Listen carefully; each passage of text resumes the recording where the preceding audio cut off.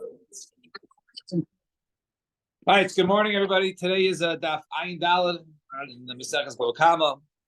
So we were discussing yesterday. We began a topic which will have a couple of sources. So Hachashat Chilas Hazama. If now normally we have a din of Eidim Zayman. Eidim Zayman, you go ahead and you disprove them. They were somewhere else at the time. They get that punishment. That's Eidim Zayman, right? Eidim Achishim is Hachasha. Contradictory testimonies, then you throw away the testimony because they're contradicting one another. We don't know which one to believe. Fine. So the question is, if they began as a contradiction and then it turns into Zaymimim, do we say that they can still be punished for Hazama, or do we say that once it was Eidim Achishim, once they were contradicted, then basically the testimony sort of marked off, it was not accepted, and therefore they can no longer become Eidim Hazama. So Rava tried to bring from a case of where there were three sets of witnesses in terms of a case of knocking out a master with a slave, knocking out the tooth of the eye. So he had one testimony, and then he had another, it was reverse order. And then you had the Eidim Azimin to go ahead and make the first group Zomim. So you see that even though it was Hachasha, nevertheless, they become Eidim Zomim. So on that, Abayi says, no, that's not the case. Amar Abayi, which is start with the last line on the bottom of Ayin Gimel Beis. So Abayi says, lo, we're not talking about a case of three people. And it's your whole thing you wanted to bring a case of where there's three groups of witnesses. Testimony A, testimony B, be machish each other, and then the group C comes along is machish one of them. But that's not the case. We're not talking about three groups of witnesses. Rather, over here, we're talking about a case of one group says A happened, and then the next group says, no, B happened. And by the way, you guys, A, you were with us on the date that you claimed that it occurred. Right? So that was what Abai says. So Amar Abai, look, Dafchinu, they switched it around. The Azimdu. Vazminu, and they made them hazam. Why do you say that? From where do you say that? From the Seifa. From the Seifa of the Brisa. What's the case over there? Says Abai, by the fact that the Reisha is dealing with only two sets of witnesses, where one comes and switches around the order and then is mazim the other. So to the Reisha, the Reisha is talking about that case. And what is that case? So the Tani Seifa, it says in the Seifa.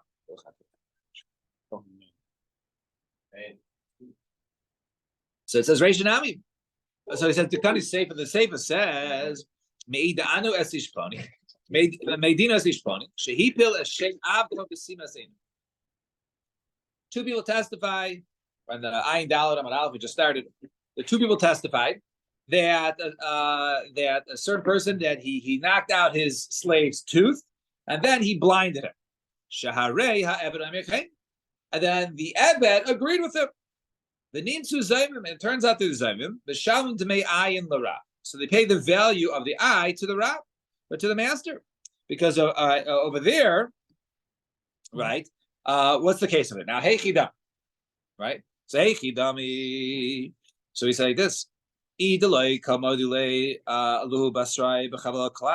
talking about a case of where they don't admit at all, to make kula evet, right? You should have to go ahead and pay all of it. In other words, if he's not saying that the master indeed knocked out his tooth and blinded his eye, and maybe in a different order. If he didn't say any of that, he just said you guys weren't there. So then the Eidim Zayim shouldn't be paying just the amount of the eye. They should be paying the master the cost of the entire Eben, right? Elap Shita, rather, it must be obvious to come. I did the Kula of the Kabbalah. Rather, it must be that the second witnesses group are coming in and they're saying, yes, there was Kabbalah. However, the rather, but they're switching around the order of the Kabbalah, right?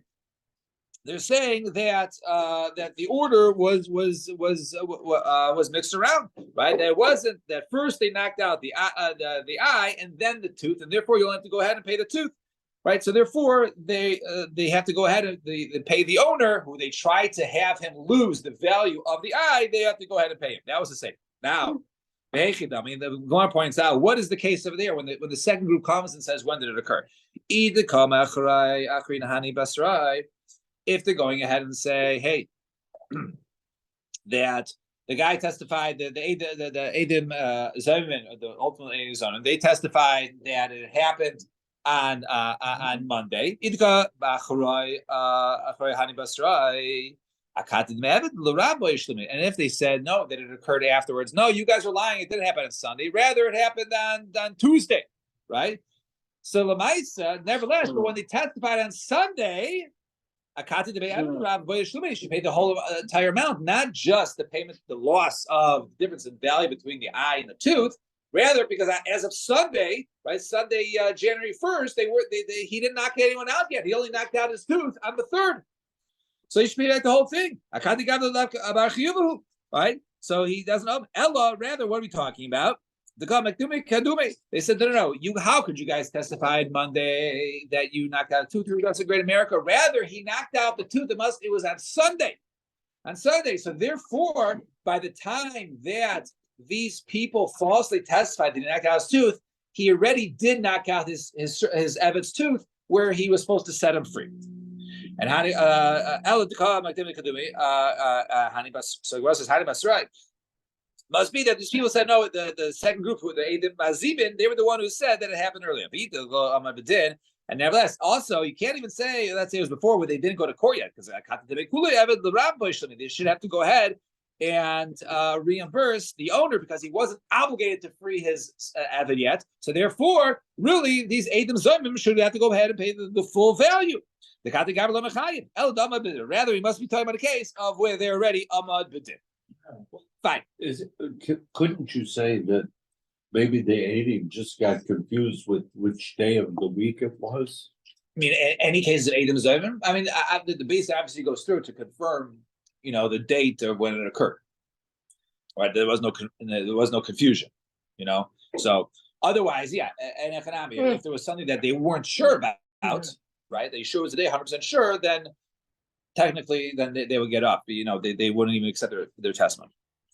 So now it comes out that according to Rava, the Brisa was dealing with three cases, three groups of witnesses, right? One says A, another one says B, contradicting A and B, and then C is the Mazimin, right? That makes one of the groups Eidim Zayim.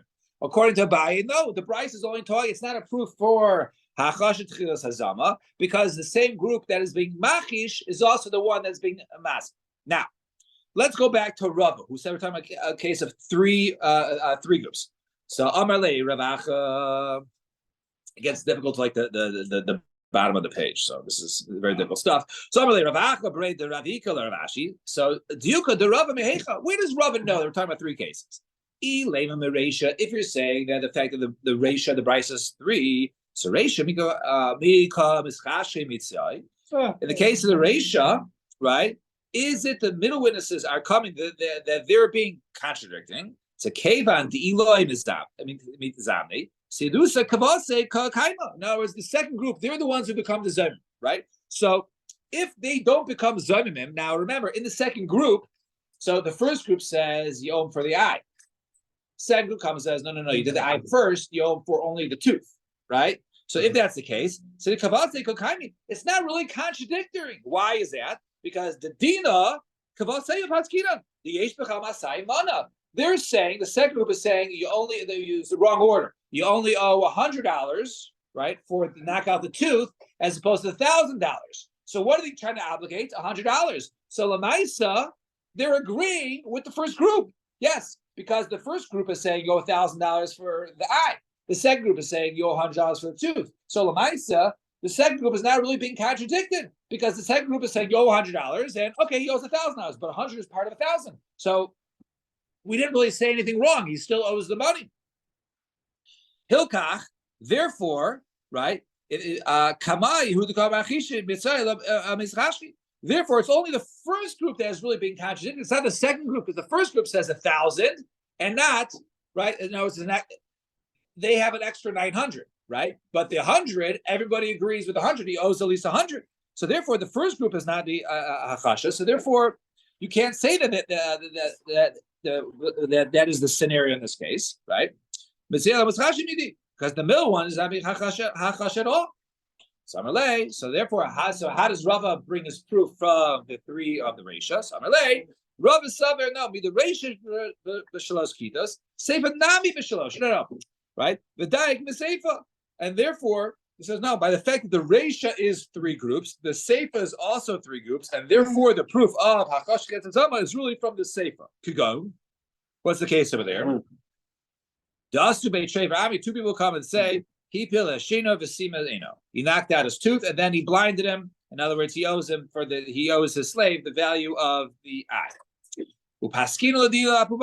And then the courts, they find, okay, he testified. Then they hit the gavel, you're chayiv to go ahead and pay him for the $1,000. Then two other witnesses come and say, no, you got the wrong order, right? First he blinded him, then he knocked out the tooth. Right, and therefore they're coming to go ahead and contradict the first ones. And then it's the first group that were the Eidim Zayim, not the second. It was the first group. And Meshavim Tamei Ayin L'Rav, right? Then they have to go ahead and pay the value, right, to it turns out the first group, so therefore they have to pay the value of the eye to the master, because they're trying to obligate to pay for the eye, and really only had to go ahead and pay the value of the tooth. And if you think Hakash is not Azama, right? They were contradicted in the first, right? First they were contradicted. No, must be Hakash is Azama. And Abaye, who rejects this, he would say this. I understand the ratio where you have to say maybe there's three cases over there, right?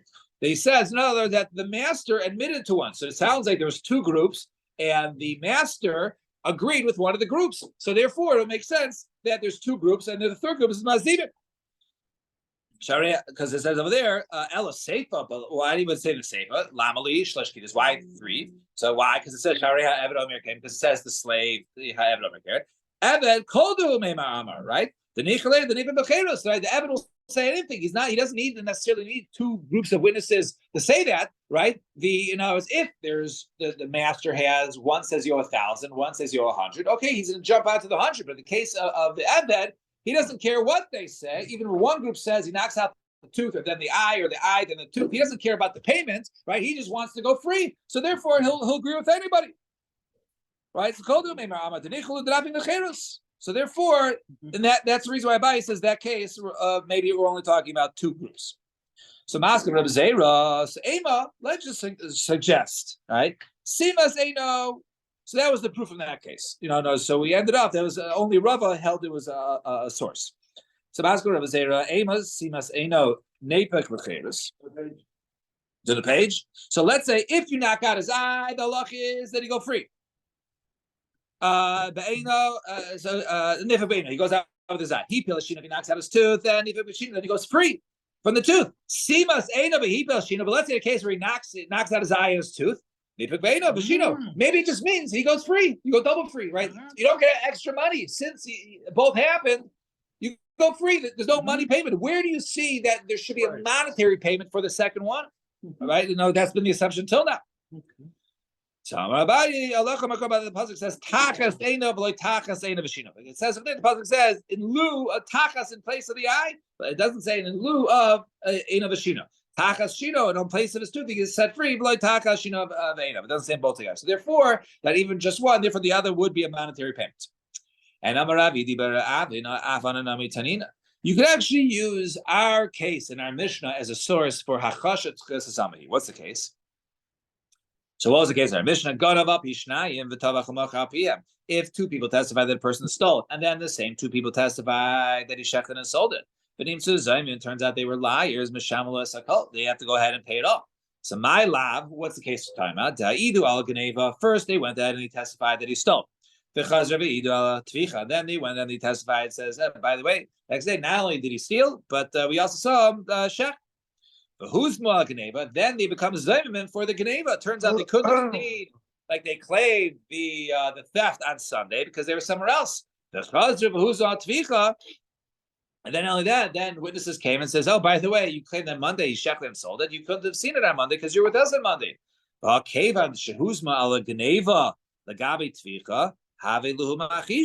Understand.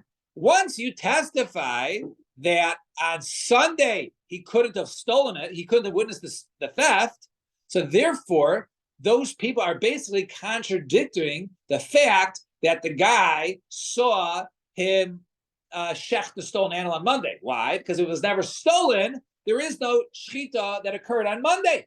So therefore, of the stolen animal. So therefore, these two eduyos are really being machish one another. Says he pays fivefold. In other words, what do you see over there? That even though there was hachasha, once you become zayim also for the tvicha, so then he pays fivefold. It started off as just contradicting before you ever were mazim on the Monday part. I'm sorry. Which the right? So he said right. So that's what we want to prove for our Mishnah, right? And if you want to say that hachasha country is not the beginning of azamahi, why would you have to pay for the tvicha at all? Right? You should only the tvicha never occurred. It was already hachasha. It was already thrown out. You should only go ahead and pay kefa. Allah shmamina hachasha is azamahi. It must be that hachasha is the tchilas, the beginning of hazamahi, and therefore one can go. Somebody say so. He said no. Maybe they became hazama for the tvicha first, and therefore once they're hazama for the tvicha, you can't say that first they're contradicted because the hakasha on that didn't come first. Rather, the hazama was there first. So Gemara says really naturally this is upluksa edim shechushu l'v'soif huzmu Rabbi Yochanan Rabbi Elazar. Really, it's a machlokes tanaim between Rabbi Yochanan and Rabbi Elazar, whether Edim for the Shehukshu or the Huzma. At the beginning they were contradicted and then became Zaymim. Do you go ahead and pay the Hazama punishment or not? Chadam and Nahargin, one says indeed they would be punished if there was a death penalty, a capital crime, then they would be put to death. But Chadam and Nahargin, that says they would ein Hargin. And to time the Rabbi Elazar Damar ein Hargin. It's logical to say that he's the one who says they do not get killed. Why? Damar Rabbi Elazar. Edim Shukshu, the Nefesh. Let's say a witness testifies somebody, he killed somebody. Other two people come and say, no, he did not kill him. Right? Couldn't have been. It's possible he didn't kill him. Like him, those people that try to accuse him, saying that he killed somebody, and yet people testify that he did not kill him, those people get malchus. We'll explain this case. Rabbi Elazar, who Damar Nahargin. If you think, and this is Rabbi Elazar saying this. And if you think Rabbi Elazar who will hold Damar Nahargin, hold that really they do get punished, Amai like it. Why would you give them malchus? Havile lav shenisak lazaris Mrs. Based this lav, right, for false accusation, right, for falsely accusing, right, which he's getting malchus for, is really a lav which is used as an azara to Mrs. Based, right? That if you go ahead and you try to put someone to death, that you yourself could be killed. So it's really a warning for Mrs. Based, right? Every rule in the Torah, every punishment needs a warning. So therefore, this is the warning. The whole lab, and any lab written in the Torah that's really used as a warning for Mrs. Based, a long lab. You don't get malchus for it. The lab, Shmamina, Rabbi Elazar, who Damar ein Hagim. Rather, it must be that Rabbi Elazar is the one who holds that they do not, right? One is not killed for that, right? Because the lab is used for malchus. And here, Gemara says you're right, to die. So Gemara says, by the way, why in this case, if you have two contradictory, one people says he did it, the other says he didn't do it, the people says he didn't get malchus. So Lokin, training, which is 2 verse 2. Why do you believe one of them? Why do you believe one group without the other group? Right? Why do you give one group? Because he says, okay, he murdered Bob. And now it says, no, he didn't murder Bob. And all of a sudden, Bob walks in. So obviously, it was the group that said he killed Bob was the liars, because Bob is still around. Yeah, that makes it a little easier to say that who are the liars in that situation. Fine. Next Mishnah. Mishnah says similar case we had before, but they change a little bit of the scenario. So let's see. If one goes ahead and he steals, 2 people testify that he stole, and then only one person testified that he shechted and sold it, or he himself says, by the way, I shechted and sold the meat. He only pays double, right? There is no testimony against him that he shechted and sold it, either because it's only one witness or he himself. Nevertheless, it's not 2 outside witnesses, and therefore he only pays for the theft, which is kefil, which is double, and he doesn't pay the 4 or 5 payments. Obviously, I'm just clear that we know he didn't shech it himself. Well, even if we know it, I mean, the guy admitted it. I checked it, and he's telling the truth. But there's no witnesses against him. You need edus to say that Adim the ones to uncover that. Right. So Ganav Tavach was Shabbos. If one goes ahead and steals it and shechs it on Shabbos. No, he not only did he steal it, but he did the tvicha on Shabbos. Right. One is for one who goes ahead and shechs on Shabbos is Chai Misa. Right. So Ganav Tavach Shabbos or Ganav Tavach Labazar, or he does it for or he shechs it for the Shem of Bazara, or Ganav Mishal Aviv, or he shechs it on his father's mace Aviv, and his father died, and therefore he owns it. And afterwards he shechs it and sells it. Or Ganav, he stole something, the hektish, and now he said it made it hektish. It's no longer the owner's, right? The owner had yeush, and now he's makdish, it belongs to hektish. And then afterwards he shechs and sells it. No, it's basically shechs and sold it while it didn't belong to the previous owner. All these cases, Meshal and Tashlum Kefil, he only pays double, not the 4 or 5. If it was an animal that was hektish, the guy has to go ahead and bring a replacement. Let's say it was a chatas. He wanted to go ahead and bring a chatas. Now he has to bring another one. Then the guy goes ahead and steals it and checks it, even though it's hektish. But if it was something that was not chai b'achreisim, he just wanted to bring an olah. Let's say this animal's an olah, and the animal gets stolen, so he doesn't have to replace it. So therefore, the guy would not be chayiv down to chamisha. So in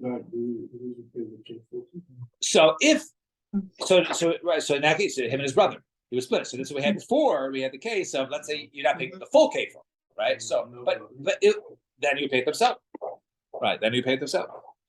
But we had a scenario before. We wanted to learn now that if one does a partial payment, that was it's full kefil, not part of kefil. So maybe because you're only paying part of kefil, you should be putter, right? So on that, even if there was 5 brothers and he only gets whatever 16% or whatever it is, right? So doesn't make a difference. But over here, right, if you hold that. So Zak the Gemara Alpi Eidach is one witness. So goes Pshita, one witness, obvious. Alpi Atzmo. No, if a person admits it, Dumid Alpi Eidach is the same as Dumid Eidach. Ma Alpi Eidach.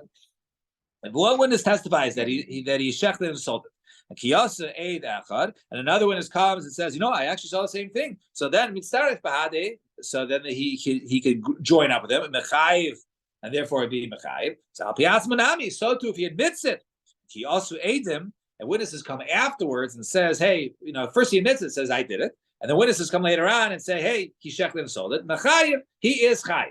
La'afuke, to exclude the opinion of Midrafuna Marav, Damarafuna Marav, Maida Beknas, V'achakabo Eidim Pater. Right? The one who goes in and admits that really I should pay a knas. And then witnesses come, he is pater for paying. Now it's sort of like a smart thing to do, right? In other words, you know that there's going to be a penalty, but if I admit to the knas, then I'm pater, even if witnesses come afterwards. So I'm going to go ahead and admit it. People might judge me, but at least I can save some money in my wallet, right? So according to Rad, if you go ahead and admit it, then you're pater. But so our case would exclude it. Says no. If witnesses come afterwards and say he was tabach habachar, you be chayiv. So Gufa, speaking of which, Amarav Huna, Amarav Maidibik has Vachakak Boedim. Potter. Says Rav Chizla Rav Huna, Maisa Rav Gamliel Shasimas Ein Tavi Avdo. One time was a Maisa that Rav Gamliel knocked out the eye of his Eved Tavi. V'hoya Sameach Simcha Gedayla. He was very, very happy. He really wanted to set him free. The Torah says, do not set your slave free. So he wanted to Mekayim the Torah. So he didn't want to set his Eved, who was a real Yari Shemayim, he didn't want to set him free.